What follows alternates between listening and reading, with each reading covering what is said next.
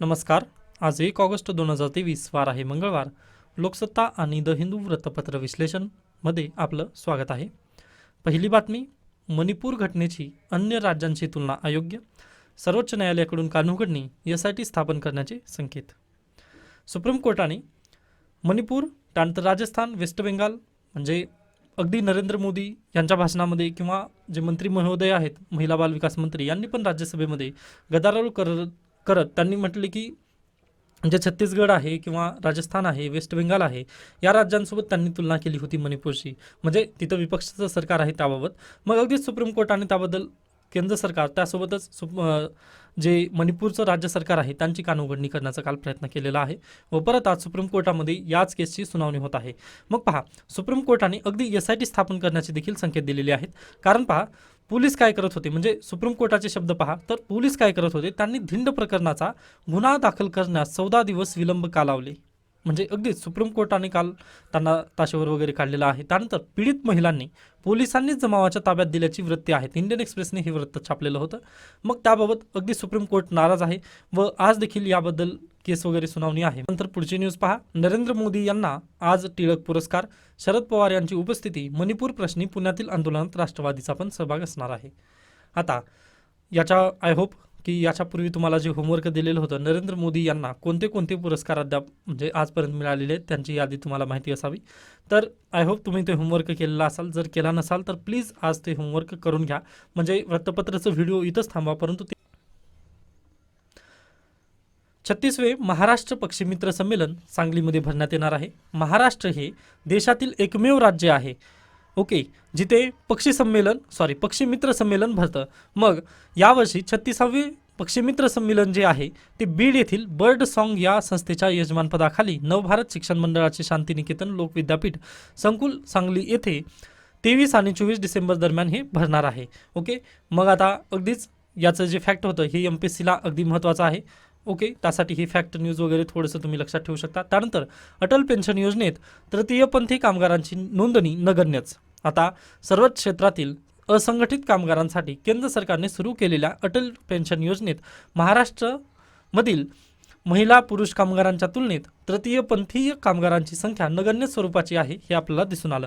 आता backward linkages काय आहे, आता ही तृतीयपंथाची होती न्यूज, परंतु बॅकवर्ड लिंकेज आहे अटल पेन्शन योजना. अटल पेन्शन योजना कशासाठी आहे तर सर्वच क्षेत्रातील असंघटित कामगार म्हटल्यानंतर कालचे जे ऊसतोड कामगार होते ते कसे संघटित होते का असंघटित आहेत. मग तर अगदीच काल सांगितलं होतं की ते असंघटित कामगार आहेत, त्यामुळे अशा पद्धतीने हे बॅकवर्ड लिंकेजेस आहेत. आता पहा, कालचं जे शुगर केन इंडस्ट्रीचं जे इश्यू घेतलेला होता तो पण आता चर्चेत होईल का नाही. मग बॅकवर्ड लिंकेजेसमधून त्याचे पण प्रश्न येऊ शकतील का नाही. मग अगदी प्रश्न तिथून पण येऊ शकेल, कारण असंघटित कामगार चर्चेत असेल तर बॅकवर्ड लिंकेजेस म्हणून शुगर इंडस्ट्रीला पण आपल्याला महत्त्व द्यावं लागेल. ओके, तर हे अशा पद्धतीने बॅकवर्ड लिंकेजेस वगैरे करण्याचा तुम्ही प्रयत्न करत चला.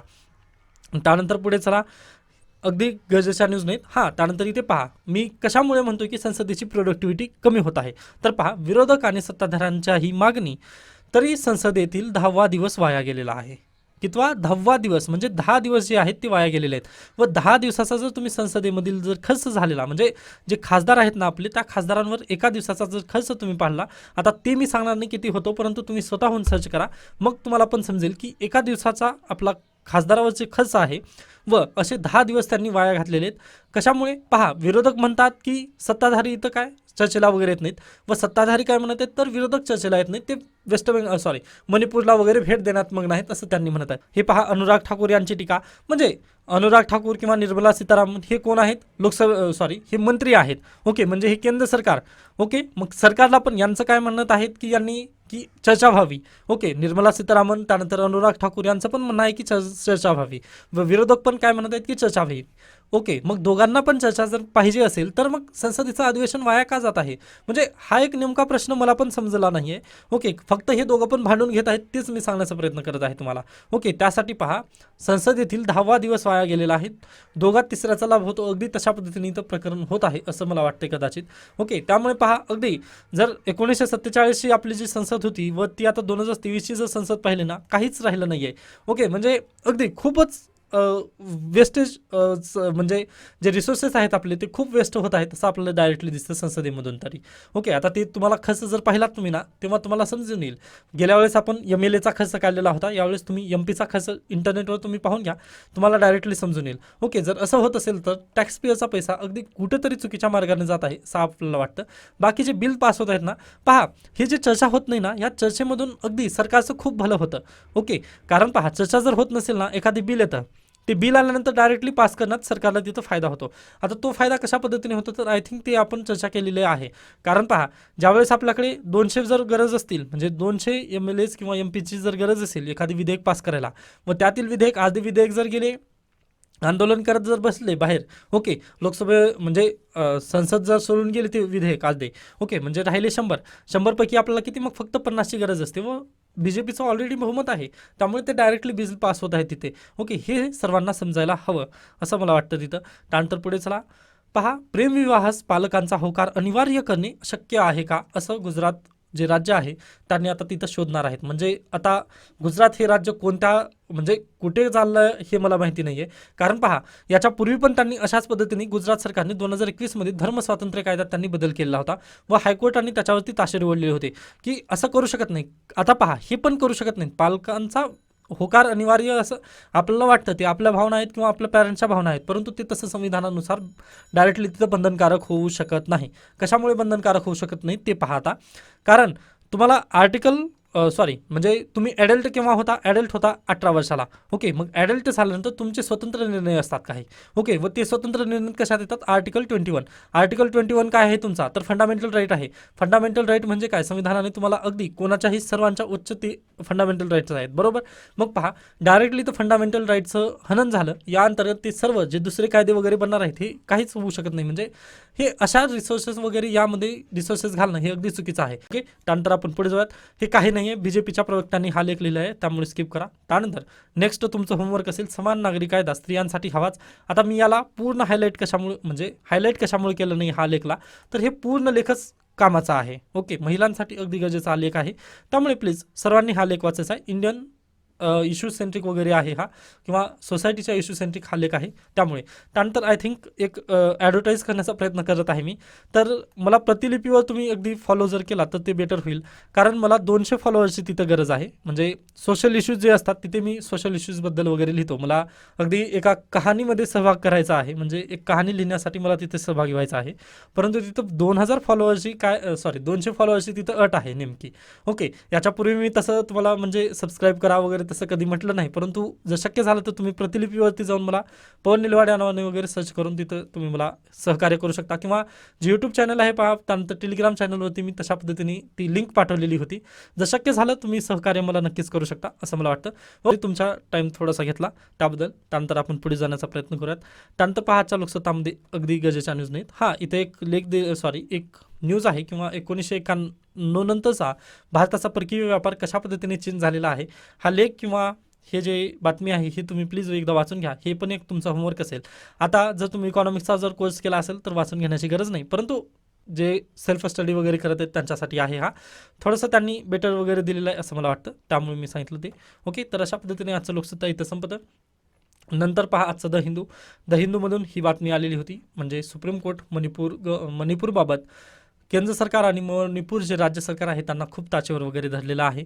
ओके, ठीक आहे. त्यानंतर पुढे चला, हे रेल्वेची न्यूज, म्हणजे अगदी ते चुकीचं झालं जे काही झालं ते. ओके, त्यानंतर पुढे चला, सर्व बातम्या आहेत जे की राज्य सेंट्रिक वगैरे आहेत ज्या आपल्यासाठी गरजेच्या नाहीत. जरी बॅकवर्ड लिंकेजेस जरी काढलात तुम्ही पहा तर ते थोडंसं जास्तच वाव वगैरे ठरेल असं मला वाटतं. म्हणजे सिलेबस सेंट्रिक नसून आपण थोडंसं बाहेरच पडू, त्यामुळे स्किप करू शकतो आपण त्यांना.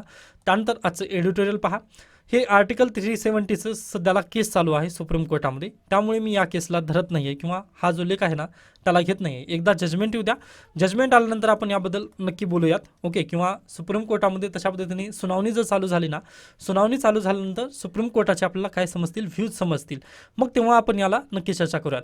परंतु आत्ताच एखाद्या लेखकाचा जर ओपिनियन तुम्ही जर ऐकून घेत असाल तर ते आपल्यासाठी गरजेचं नाही व आपलं फक्त एक टाईमपास होईल. त्यामुळे तुम्ही हा लेख वाचू नका, काही गरजेचं नाही, स्किप करा. जजमेंट आल्यानंतर मी बोलणारच आहे त्याबद्दल. त्यानंतर रिकॅबिलेटिंग इंडियाज क्लीन कुकिंग स्ट्रॅटेजी हे आलेख अगदी गरजेचा आहे. तर पहा, सर्वांना माहिती आहे जी LPG सिलेंडर आहे त्यासाठी आपण 2009 पासून अगदी प्रयत्न करत आहोत. म्हणजे लास्ट 15 वर्षापासून आपण LPG सिलेंडर घरोघरी पोहोचण्यासाठी प्रयत्न करत आहोत. मग त्यासाठी पहा 2009 मध्ये पहिल्यांदा स्कीम आलेली होती. त्या स्कीमचं नाव आहे पहा ग्रामीण वितरक योजना. ओके, ग्रामीण वितरक योजना. ओके, या योजनेअंतर्गत प्रत्येक घरोघरी वगैरे सिलेंडर देण्याचं किंवा LPG सिलेंडर जावं याचं पहल वगैरे त्यांनी केली होती. मग या योजनेचं सक्सेस रेट जर पाहिला आपण तर पहा 18% वरून 60% पर्यंत घरोघरी सिलेंडर वगैरे गेलेले होते त्या काळात. ओके, 18% वरून 60% सिलेंडर घरोघरी मिळण्यात वगैरे तिथं अगदी काय म्हणतो या योजनेचं सक्सेस रेट राहिलेलं आहे. मग केंद्रामध्ये 2014 नंतर आले नरेंद्र मोदी गव्हर्नमेंट आलं. मग त्यानंतर त्यांनी काय आणले पहा, तर अगदीच प्रधानमंत्री उज्ज्वला योजना जी आली. मग त्या उज्ज्वला योजनेअंतर्गत पहा जे 9.5 करोड पीपल आहेत, ओके, यांना काय दिलं, गॅस सिलेंडर वगैरे देण्याचा प्रयत्न तिथून चालू झाला. व त्यांनी 2016 पासून अगदी 9.5 करोड लोकांना यांनी काय दिलं, गॅस सिलेंडर पोहोचण्याचं वगैरे काम केलं. म्हणजे आता प्रत्येकाच्या घरोघरी वगैरे इथं काय गॅस सिलेंडर गेलेला आहे आता. मग पहा अगदी 2016 पासून गॅस सिलेंडर प्रत्येकाच्या घरी गेल्यानंतर अगदीच सर्वांनी याला क्लीन कुकिंगसाठी वगैरे अगदी एनर्जिकली वगैरे त्या वगैरे फॉलो केलं. परंतु मग मध्येच 2016 नंतर लगेच मध्ये काय आलं, 2020 साली अगदी कोविड लॉकडाऊन पडलं. ओके, मग कोविड लॉकडाऊन आल्यानंतर पहा झालं काय, तर अगदी केंद्र सरकारने म्हटले की एक स्कीम काढली. त्या स्कीमचं नाव होतं पहा प्रधानमंत्री गरीब कल्याण योजना. 2020-21 मध्ये वगैरे त्यांनी समोर आणली, उदयास आणली. व त्यांनी काय केलं इथं, तर फ्रीचं सिलेंडर वगैरे इथं वितरण करण्याचा त्यांनी प्रयत्न केला. ओके, मग फ्री सिलेंडर पण इथं दिलं गेलं. ते पण अगदी चांगली न्यूज होती किंवा त्यामध्ये पण थोडंसं ग्रेस भेटलं तिथं. परंतु हे फ्री योजना पण अगदी संपूर्णरित्या वगैरे चालू राहू शकली नाही व तिला पण एकेकाळी वगैरे येऊन ब्रेक लागला. ओके, फ्री योजना किंवा जे प्रधानमंत्री गरीब कल्याण योजना होती ती बंद झाली. त्यानंतर मागच्या डिसेंबरमधून काय झालं, जे अन्न योजना होती ती पण त्यांनी बंद केलेली आहे आता. ओके, ती जे सिलेंडर जी होती ती ऑलरेडी बंद झालेली होती, परंतु जे अन्नचं होतं ते अन्न पण डिसेंबर मागच्या पासून बंद करण्यात आले. बरोबर, मग हे फ्रीचं कुठंतरी बंद झालं. मग पहा फ्रीचं बंद झाल्यानंतर जे सिलेंडर आपण अगदीच 9.5 करोड पीपल्सला प्रधानमंत्री उज्ज्वला योजना, त्यानंतर 60% लोकांना ग्रामीण वितरक योजना याच्या अंतर्गत आपण काय सिलेंडर दिलेले होते. म्हणजे अगदीच आपण जर विचार केला तर अगदी 90% लोकांच्या घरोघरी काय आता सिलेंडर झालेलं होतं. मग पहा अगदी ग्रामीण आणि शहरी दोन्ही पण आपण मिळून तशा पद्धतीने विचार केला. ओके, तर 90% भारतीय जनतेच्या घरी आता सिलेंडर आहे. मग हे फ्रीचे जे सिलेंडर वगैरे आहेत ते पण आपण इथं स्टॉप केलं प्रधानमंत्री गरीब कल्याण योजनेअंतर्गत. ते तिथं स्टॉप झाल्यानंतर व अगदी जे पूर्वी आपल्याला सबसिडी भेटायची पहा, अगदी जे ज्यांचं बँक अकाउंट वगैरे आहे किंवा जर त्यांनी तशा पद्धतीने ॲक्टिव्ह असतील तर पूर्वी 200 रुपये मिळायचे व पुन्हा हे 200 रुपयाचे 9 रुपये झाले, हे आपण पाहिलेलं आहे. मग पहा अगदी ही पण स्कीम वगैरे एका कुठेतरी येऊन स्टॉप झाली. मग ही स्कीम स्टॉप झाल्यानंतर पहा जे गरीब लोक होते किंवा जे गरीब जनता भारतातील आहे त्यांनी हे जे सिलेंडर आहेत ते अफोर्ड करू शकले का, तर बिलकुल अफोर्ड करू शकले नाहीत. त्यानंतर इथं मी काय सांगितलं की 2020ला लॉकडाऊन पडलं व काही जणांचा काय जॉब लॉस वगैरे झाला. मग त्यांचा लाईव्हलीहूडचा प्रश्न आला, म्हणजे जीवन कसं जगायचं हा प्रश्न आल्यानंतर त्यांनी काय केलं, सिलेंडरला तिथंच त्यांनी स्टॉप वगैरे दिलं. म्हणजे पहा जे सिलेंडर रिफिलचा जो आपला हे होता म्हणजे सक्सेस रेट वगैरे होता ते आपलं तिथंच खूप खाली गेलं असं इथं सांगायचं आहे लेखकांना. मग इथं त्यांनी दिलेलं आहे पहा, for the first time LPG consumption in India household saw an absolute reduction in financial year 2023 -0.5 versus financial year 2022 after years of steady growth. पहा मागच्या 15 वर्षानंतर म्हणजे मागचे 15 वर्ष म्हणजे 2009 पासून आपल्याला स्टेडी ग्रोथ दिसत होती 2023 पर्यंत. कशामध्ये, तर सिलेंडरचं रिफिल करण्यामध्ये आणि सिलेंडरला नवीन सिलेंडर घेण्यामध्ये म्हणजे बुक करण्यामध्ये तिथं स्टेडी ग्रोथ होती. परंतु जेव्हा हे सिलेंडर 1100, 1200, 1300 वगैरे या प्राईस रेटमध्ये विक्री होऊ लागली त्याची, हे कसं डायरेक्टली सडन ग्रोथ वगैरे याची म्हणजे हे डिक्लाईन वगैरे चालू झालं. म्हणजे मागचे जे 15 वर्ष आपला सिलेंडरची स्टेडी ग्रोथ झाली होती ना ती डायरेक्टली तो कोसळली. मग पहा आता डायरेक्टली इथं प्रश्न येतो UPSC किंवा MPSCला वगैरे, तर सिलेंडर ग्रोथमध्ये वगैरे किंवा भारताच्या LPG सेक्टरमध्ये डायरेक्टली सडनली किंवा स्टेडीली ग्रोथ आहे का, तर बिलकुल होती 2023 पर्यंत. तशा पद्धतीने तुम्ही सांगू शकता किंवा जर MCQ पॅटर्ननुसार जर प्रश्न आला 2023 पर्यंत तिथं यस म्हणायचं. परंतु 2023 नंतर अगदी त्याची जे रिडक्शन आहे ना ती पण स्टेडीलीच होत आहे असं पण तुम्ही तिथं डायरेक्टली सांगू शकता. कारण पहा इथं मी अगदी याचे रिझन वगैरे सांगितलेलं आहे की काय, तर जे आपण पूर्वी सबसिडी होती ती सबसिडी बंद झाली, त्यानंतर गरीब कल्याण योजना पण बंद झाली. ओके, या कारणांमुळे हे सर्व काही बंद झालं. मग आता लेखक म्हणत आहेत की हे जी स्कीम वगैरे होती किंवा आपण आता त्यांना सबसिडी पण देऊ शकत नाही. ओके, तेवढे जरी प्रत्येकाच्या घरोघरी सिलेंडर आहेत, परंतु आता किती किती जणांना म्हणून सबसिडी देणार किंवा किती वेळा आपण त्यांना सबसिडी देणार. ओके, मागच्या 15 वर्ष झाला आपण त्यांना हेच प्रयत्न करत आहोत, परंतु अद्याप त्यांना सवय लागली नाही क्लीन फ्युलची वगैरे. ओके, किंवा कदाचित आपण जर आजच्या लोकमतमध्ये एक हे आलेलं आहे पहा, डाटा अनालिटिक्स वगैरे आलेलं आहे. तिथं दाखवण्यात आलेलं आहे की गरीब किती आहेत भारतात आणि श्रीमंत किती आहेत. त्याचा जर आपण इथे विचार केला, या आर्टिकलमध्ये वगैरे जर विचार केला, तर हा प्रॉब्लेम काय आहे नेमका, म्हणजे भारतातील जी जनता आहे, भारतातील जे लोक आहेत ज्यांच्या घराघरामध्ये सिलेंडर आहे परंतु ते सध्याला भरत नाही, ते कारण काय आहे तर गरीब आहेत ते. ओके, व त्यांच्या जीवनाचा प्रश्न आहे किंवा म्हणजे त्यांनी खायचं काय हा जर तिथं प्रश्न असेल तर ते सिलेंडरला महत्त्व देतील का? बिलकुल देणार नाहीत. मग ते क्लीन एनर्जी फॉलो करतील का? बिलकुल फॉलो करणार नाहीत. हा तिथं बेसिकली प्रश्न आहे. मग लेखकाला याबद्दल म्हणायचं काय आहे तर पहा, भारतातील जी जनता आहे ना ती क्लीन फ्यूल एनर्जी किंवा क्लीन फ्यूल वापरण्यासंबंधी अगदी पॉझिटिव्ह आहेत.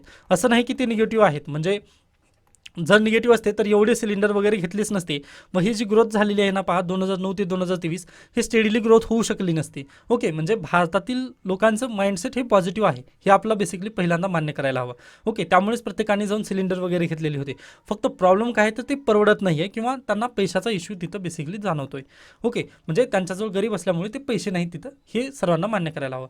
ओके, मग पहा यांच्याजवळ जर पैसे नसतील तर मग आपण इथं काय करायला पाहिजे. कारण पहा आपला सर्वांना माहिती आहे की भारताने काय वादा केलेला आहे तर 2070 पर्यंत आम्ही नेट झिरो कार्बन इमिशन करणार आहोत. म्हणजे 2070च्या नंतर आम्ही झिरो कार्बन इमिशन करेल असं भारताने छाती ठोकून सांगितलेलं आहे. बरोबर, मग ते ध्येय जर साध्य करायचं असेल तर आपल्याला काय करावं लागेल, क्लीन फ्यूल वापरावं लागेल. क्लीन फ्यूल म्हणजे काय असेल तर अगदीच जे LPG असेल किंवा इलेक्ट्रिसिटी असेल वगैरे. त्यामुळे लेखक काय म्हणतात पहा, आपल्याला फक्त क्लीन फ्यूल वापरायचं आहे ना, म्हणजे क्लीन कुकिंग फ्यूल वगैरे वापरायचं आहे ना, मग आपण जर त्यांना सबसिडी देऊ शकत नाही तर आपण काय करू शकतो, त्यांना डायरेक्टली इलेक्ट्रिसिटीवरून कुकिंग वगैरे करा असं तर डायरेक्टली त्यांना सांगू शकतो. कारण पहा आज सिलेंडरचा जर रेट पाहिलं तर 1200 रुपये तर अगदी आहेत. बरोबर, आता अगदी तुमच्या शहरात किती आहे ते मला माहिती नाही, परंतु 1200-1300चा समथिंग असेल याची तर शाश्वती नक्की आहे. बरोबर, मग पहा जर 1200 रेट एवढा असेल तर याच्या स्वस्तामध्ये जर तुम्ही पाहिलात ना, LPG महाग आहे, इलेक्ट्रिसिटी कमी आहे. इलेक्ट्रिसिटीचा 8 रुपये पर युनिट वगैरे आहे. आता 8-9 रुपये वगैरे नक्की असेल, तुमच्या शहराचं पण व्हॅरी करेल, परंतु 8-9 रुपये याप्रमाणेच ती रेट असणार आहे. मग केंद्र सरकारला यांचं सजेशन काय पहा लेखकाचं, की तुम्हाला क्लीन फ्यूल द्यायचं आहे ना सर्वांना शेवटी, तर तुम्ही डायरेक्टली काय करा त्यांना तर शिफ्ट करा इलेक्ट्रिक कुकर्सवरती वगैरे. कारण पहा तिकडून जर इकडे शिफ्ट झालं ना, इकडं कमी स्वस्तात आहे परंतु इकडं खूप महाग आहे LPG सिलेंडर. व पहा LPGचे जे हे आहेत, LPGचे जे सोर्सेस आहेत ना ते लिमिटेड आहेत. ओके, परंतु आता सध्याला इलेक्ट्रिसिटीचे जे सोर्सेस आहेत ना ते अनलिमिटेड असं पण म्हणू शकतो तिथं, कारण रिन्युएबल एनर्जी आहे, जसं की सोलार ऊर्जा आहे, वाइंड एनर्जी वगैरे आहे. परंतु प्रॉब्लेम काय आहे, भारतामध्ये सध्याला सोलार आणि वाइंड एनर्जीला आपण तेवढं जास्त सबसिडी वगैरे तिथं द्यायला हवं होतं, परंतु आपण तिथं सबसिडी न देता किंवा त्याला आपण एक्झॅगरेट वगैरे केला नाही तो इश्यू. ओके, म्हणजे जर कदाचित आपण वाइंड एनर्जी घ्या किंवा सोलार एनर्जीला जर आपण सर्वांना मदत करून म्हणजे प्रत्येकाच्या घरावर वगैरे जर सोलार बसवलं असतं तर इलेक्ट्रिसिटी कन्झम्पशन जे आज आपण कोळशावर डिपेंड आहोत ते कदाचित कमी झालं असतं व त्यातून आपण पहा डायरेक्टली जे LPG सिलेंडरचं पण खर्च वगैरे तिथं वाचवला असता आपण. ओके, म्हणजे हे अशा पद्धतीने आपली जी पॉलिसी आहे ना ती असं बनायला हवी होती, परंतु आपण दुसरीकडेच वळवलं. ओके, आपण LPGला दिलं व केंद्र सरकारला वाटलं की आता हे पुन्हा परत स्वतः वगैरे भरून घेतील, म्हणजे प्रत्येकाच्या घरोघरी जर सिलेंडर दिला आपण तर शेवटी काय ते अगदी त्याचा वापर वगैरे करतील असं केंद्र सरकारला वाटलं होतं. परंतु जे त्यांनी सबसिडी बंद केल्यानंतर लगेच हे जे पीपल्स होते त्यांनी सिलेंडर वगैरे रिफिल करून घेतले का? बिलकुल नाही, त्यांनी पण लगेच त्याला साईडला वगैरे केलं व परत चुलीवर वगैरे त्यांनी गेलेले आहेत. मग यासाठी आपल्याला काय परमनंट सोल्युशन हवं, न की हे टेम्पररी सोल्युशन. म्हणजे आता पहा हे जे सबसिडीबद्दल बोलतोय ना मी, हे तुम्हाला दुसरीकडे पण कामाला येईल. सबसिडी ही परमनंट सोल्युशन नाही आहे. म्हणजे आता पहा एखाद्याला तुम्ही डेली, आता अगदी आपल्या पण व्हिडिओचं उदाहरण देऊयात, मी तुम्हाला होमवर्क का सांगतोय तर त्याचं एक कारण आहे. आता पहा मी 1 वर्ष किंवा 2 वर्ष तुम्हाला इथं काय यूट्यूबवरती वगैरे अशा पद्धतीने लेख वगैरे सांगेल किंवा असं असं तुम्हाला वाचायचं आहे याचं एक्सप्लेनेशन वगैरे देण्याचा प्रयत्न करेल, परंतु हे आजीवन मी तुम्हाला सांगू शकणार आहे का? तर बिलकुल नाही. किंवा आता एखादा विद्यार्थी आहे त्याला मी डायरेक्टली स्पून फिडिंग जर करत असेल, म्हणजे तू असं खायचं असं खायचं असं खायचं जर असं म्हणत असेल तर तो कधीच खायला शिकणार नाही. परंतु जर त्याला मी सांगितलं की तू असं असं खाण्याचा वगैरे प्रयत्न कर, असं जर मी त्याला सांगितलं, म्हणजे स्पून फिडिंगच्या बाबतीत म्हणतोय मी, तर पहा तो लवकर शिकेल व तो स्वतः आत्मनिर्भर होईल. मग त्यामुळे मी पण तुम्हाला आत्मनिर्भर करण्याचा प्रयत्न करण्याचं म्हणजे होमवर्क देण्याचा तेच एक मुद्दा आहे. मग लेखकाचं पण इथं तेच म्हणणं आहे की तुम्ही त्यांना आत्मनिर्भर करण्याचा प्रयत्न करा किंवा जे सबसिडीऐवजी तुम्ही त्यांना परमनंट सोल्युशन देण्याचा प्रयत्न करा. मग परमनंट सोल्युशन आपल्याकडे काय आहे, तर आपण रिन्युएबल एनर्जीकडे आपली जे योजना आहेत त्या वळवायला हव्या. मग रिन्युएबल एनर्जीला आपण जर जे परमनंट केलं तर त्यामधून लगेच इलेक्ट्रिसिटी वगैरे निघेल व इलेक्ट्रिसिटीमधून आपण काय घेऊ शकतो, अन्य दुसरीकडे पण याच्या सुविधा वगैरे घेऊ शकतो असं यांना म्हणायचं आहे. कारण पहा, आज प्रत्येकजण इलेक्ट्रिक व्हेकल वगैरे वापरत आहे. म्हणजे आता अगदीच तुम्ही जर एखाद्याला विचारलात की इलेक्ट्रिक व्हेकलचं सिग्निफिकन्स वगैरे जर म्हटलं तर तो म्हणेल की अगदी मी पर्यावरणाला वगैरे मदत करतोय, त्यासाठी मी इलेक्ट्रिक व्हेकल सध्याला यूज करतोय. परंतु इलेक्ट्रिक व्हेकलला जे चार्ज करण्यासाठी जी कन्झम्पशन एनर्जीचं कन्झम्पन वगैरे होत आहे सध्याला, त्यामध्ये कुठून म्हणजे ती इलेक्ट्रिसिटी कुठून येत आहे ते जर त्याला विचारलं तर अगदीच ते कोळसा आहे. ओके, मग कोळसा जर जाळल्यानंतर ते किती कार्बन इमिशन होत आहे हे त्याला माहिती असेल का? मग बिलकुल नाही. मग मग पहा आता डायरेक्टली जर इलेक्ट्रिक व्हेकल जर एखादा यूज करत असेल मग त्यातून तर जास्तच तिथं कार्बन इमिशन होत आहे हे पण त्याला मान्य असणं गरजेचं आहे. म्हणजे पहा, इथं पॉझिटिव्ह माइंडसेट आहे सगळ्यांचं. ओके, म्हणजे भारतातील जे जनता आहे ना त्यांचं पॉझिटिव्ह माइंडसेट आहे सध्याला तरी बदल वगैरे घडवून आणण्याला. परंतु केंद्र सरकार काय करत आहे तर अगदीच त्यांची जी पॉलिसीज आहेत ना ते पॉलिसी कदाचित चुकीच्या दिशेने जात आहेत, तसंच लेखकाला इथं बेसिकली म्हणायचं आहे. आता पहा, द हिंदू आहे, द हिंदूमध्ये निगेटिव्ह टोन नक्की येत असतो लेखमध्ये वगैरे. परंतु यांनी जे सोल्युशन सांगितले ना की इलेक्ट्रिसिटीचं जे चार्ज असतं ना ते अगदी कमी असतं, बदल्यात LPGचं चार्ज जास्त आहे. ओके, व हे त्यांचं स्वतःचं म्हणणं नाही आहे, तर इथं CEW यांनी काय केलं, एक सर्वे केलेला आहे. त्या सर्वेमध्ये वगैरे त्यांना ते पॉईंट आढळलेले, त्या सर्वेच्या बदल्यात त्यांनी हा लेख लिहिलेला आहे. ओके, त्यामुळे हे तुम्ही जे सजेशन्स मी पण सांगितलं की तुम्ही रिन्युएबल एनर्जीला जास्त प्राधान्य द्यायला हवं, न की जे नॉन रिन्युएबल आहेत त्यांचा. ओके, मग हे तुम्हाला तुमच्या उत्तरामध्ये वगैरे लिहिता येतील. आय होप तुम्हाला हे लेख जो आहे तो अगदी योग्यरित्या समजलेला असेल. आता पहा, याबद्दल काही सजेशन असतील किंवा तुम्हाला जर काही समजलं नसेल तर तुम्ही नक्की मला विचारू शकता. ओके, त्याबद्दल काही नाही आहे. त्यानंतर दुसरा लेख जो आहे द डिबेट ऑन डाटा. आता हा डाटाबद्दल आपण चर्चा ऑलरेडी केलेली आहे, म्हणजे त्यासाठी मी एवढंच हायलाईट केलं व या लेखला तिथं स्टॉप केलेला आहे. कारण एकच गोष्ट वारंवार वगैरे करण्यात काही मजा नाही आहे, किंवा आता ते एकदा समजलं ना आपल्याला मग परत तिकडं कशाला जायचं, आपला टाईम वगैरे जास्त खर्च वगैरे करायचा नाही, कारण आपल्याकडे पण टाईमची खूप कमी आहे हे आपण इथं बेसिकली सांगू शकतो. त्यानंतर पुढे चला. त्यानंतर पहा, प्लीज सर्वजण एकदा अवेअर राहा की अकिरा हे रॅन्समवेअर आलेलं आहे. म्हणजे हे रॅन्समवेअर आल्यानंतर म्हणजे रॅन्समवेअर काय करतं पहा, तर एखादी आता त्यासाठी एक लाईव्ह उदाहरण घेऊयात आपण. तर आता हे आहे माझं म्हणजे अगदीच लॅपटॉपमधील हे माझे काय आहेत, फाईल्स आहेत, बरोबर.